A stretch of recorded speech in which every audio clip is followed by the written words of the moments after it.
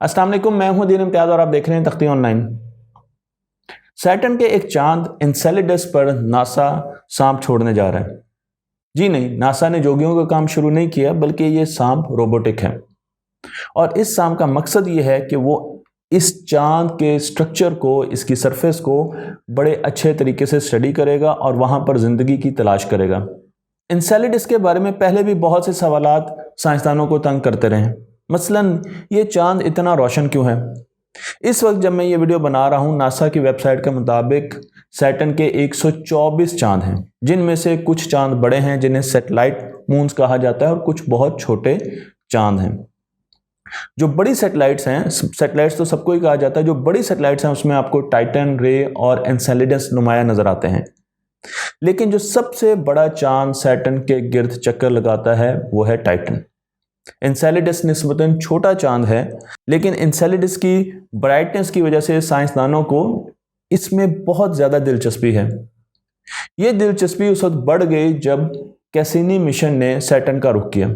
उसने इस चांद की सरफेस को बड़े अच्छे तरीके से पढ़ा और बताया कि इस चांद पर बर्फ की एक चादर है। जो इसका क्रस्ट है वो बर्फ का स्नो का बना हुआ है और उसके नीचे समंदर है, वो भी नमकीन पानी का समंदर। यानी यहां पर आपको मिनरल्स मिल सकते हैं। पानी सुराखों से होता हुआ बाहर की तरफ निकलता है, वाटर जेट्स बनाता है। ये वाटर जेट्स इस चांद से शुरू होते हैं और स्पेस तक देखे जा सकते हैं। दूर से अगर इन वाटर जेट्स को देखा जाए तो आपको ऐसा लगेगा जैसे बहुत ज्यादा रोशनी फूट रही है। इसी वजह से हमें एनसेलेडस के गिर्द रोशनी का एक हिसार नजर आता है। वाटर रॉक रिएक्शंस की वजह से ये जेट्स बनते हैं। समंदर की तरफ अगर जाएं तो यहाँ पर हाइड्रोथर्मल वेंट्स मौजूद है, जैसे कि ज़मीन पर मौजूद थे। यहाँ पर कार्बन, हाइड्रोजन, नाइट्रोजन, ऑक्सीजन और सल्फर भी मौजूद हैं। इसका मतलब यह है कि वो तमाम चीज़ें जो ज़िंदगी के लिए ज़रूरी हैं वो आपको यहाँ पर इस चांद पर नज़र आती हैं। नासा 2019 से इस रोबोटिक सांप पर काम कर रहा था। 220 पाउंड का ये सांप है और इसकी लंबाई 13 फुट है। इसे exobiology extant life surveyor EELS कहा जाता है। अगर ईल्स के बारे में आपको मालूम नहीं है तो ईल्स एक मछली की किस्म है जो कि 660 वोल्ट्स तक आपको इलेक्ट्रिक शॉक दे सकती है। इस रोबोट में कुछ खसूसी चीज़ें भी रखी गई हैं, जैसे कि ये सेल्फ प्रोपेल्ड है। इसको अपनी एनर्जी बाहर से हासिल करने की ज़रूरत नहीं पड़ती, ये अपनी एनर्जी खुद प्रोड्यूस करता है। और उसके साथ साथ इसको ऑटोनोमी भी दी गई है, ये अपने डिसीजन भी कर सकता है। अगर इसे इंसान की तरफ से सिग्नल्स नहीं मिलते तो ये खुद भी अपने ऑपरेशंस को कंट्रोल कर सकता है। इस वक्त इसकी टेस्टिंग की जा रही है और ये टेस्टिंग मैथ्यू रॉबिन्सन के अंडर हो रही है, जो कि इस पूरे प्रोजेक्ट के मैनेजर हैं। मैं आपको यह भी बता दूं कि इसका स्ट्रक्चर इस सांप को अलाउ करता है कि ये क्रेटर्स में से भी गुजर सकता है, ये पहाड़ों पर भी चढ़ सकता है, ये मुश्किल टेरेन में से भी गुजर सकता है और ये सुराखों में भी घुस सकता है, केव्स में भी जा सकता है। हमारा मकसद तो ये है कि हमने समंदर के अंदर उस स्नो की चादर को तोड़ते हुए अंदर जाना है और समंदर में जाके जिंदगी की तलाश करनी है। पहली मरतबा इसे 2019 में बनाया गया और उसके बाद इसको मजीद टेस्ट किया गया। हर टेस्टिंग के बाद इसके डिज़ाइन को इम्प्रूव किया जाता है ताकि ये पहले से बेहतर हो सके। इसे टेस्ट किया जाता है एक लैब में जिसे मार्स यार्ड कहा जाता है।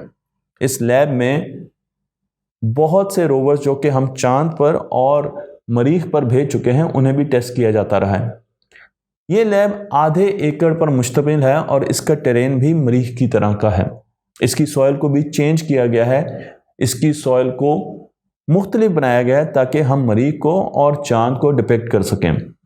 इस टेरेन में 7 मुख्तलिफ स्लोप्स रखी गई हैं। स्लोप्स की डिग्रीज, एलिवेशन या इंक्लिनेशन डिफरेंट है ताकि उनके ऊपर रोवर्स को चढ़ाया जा सके, उनके ऊपर मुख्तलिफ रोबोट्स को चेक किया जाए कि वो नीचे की तरफ तो नहीं आते, वो किस तरीके से इस स्लोप को चढ़ सकते हैं। मैं आपको यहाँ पर कुछ लोग दिखा रहा हूँ जो कि इस रोबोट को उठाए हुए हैं। आप देख सकते हैं कि ईल्स 13 फुट लंबा है, काफ़ी लंबा रोबोट है और इसकी इंजीनियरिंग ख़ास तौर पर डिज़ाइन की गई है। इसे भी इसी यार्ड पर टेस्ट किया जा रहा है ताकि देखा जा सके कि मिट्टी में और मुख्तलिफ टेरेन पर यह किस तरीके से काम करेगा। लेकिन इसे सिर्फ डेजर्ट के इस यार्ड में ही टेस्ट नहीं किया जा रहा, बल्कि इसे साउदर्न कैलिफोर्निया की पहाड़ियों पर भी टेस्ट किया जा रहा है जो कि बर्फ़ से ढकी होती हैं, ताकि वहाँ पर देखा जा सके कि जब ये बर्फ़ के अंदर जाता है और जब इसकी कम्युनिकेशन इंसानों से टूट जाती है तो ये ऑटोनोमसली किस तरीके से डिसीजन कर सकता है। मैं आपको ये भी बता दूं कि क्योंकि ये चांद जो कि सैटर्न के गिर्द चक्कर लगा रहा है, जिसे एनसेलेडस कहते हैं, हमसे 890 मिलियन मील दूर है। इसका मतलब यह है कि यहाँ से सिग्नल वहाँ तक पहुँचते पहुँचते 83 मिनट लेता है।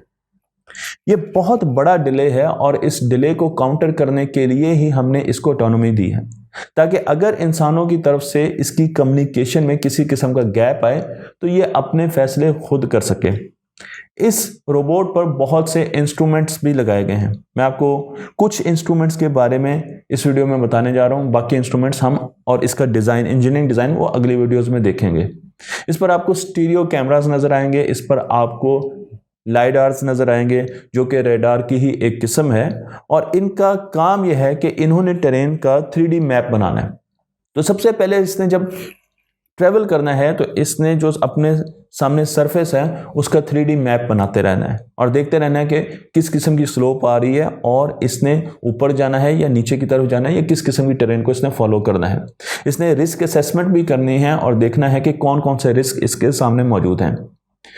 इस रोबोट की खास बात यह है कि इसकी इंजीनियरिंग बहुत दिलचस्प है, क्योंकि पहले कभी भी हमने बगैर पहियों के रोबोट किसी भी प्लेनेट पर नहीं भेजा। ये पहला रोबोट होगा जिसमें पहिए मौजूद नहीं होंगे, इसलिए इसकी इंजीनियरिंग बहुत डिफरेंट है। और उसके साथ साथ ये पहला रोबोट होगा जो सरफेस पे भी जा सकेगा और सरफेस के नीचे भी ट्रैवल कर सकेगा। मुझे उम्मीद है कि ये वीडियो आपको पसंद आई होगी। अगली वीडियो में हम इसके इंजीनियरिंग के बारे में ज़्यादा डिटेल में देखेंगे और देखेंगे कि किस तरीके से इंजीनियर्स ने इसे डिज़ाइन किया है।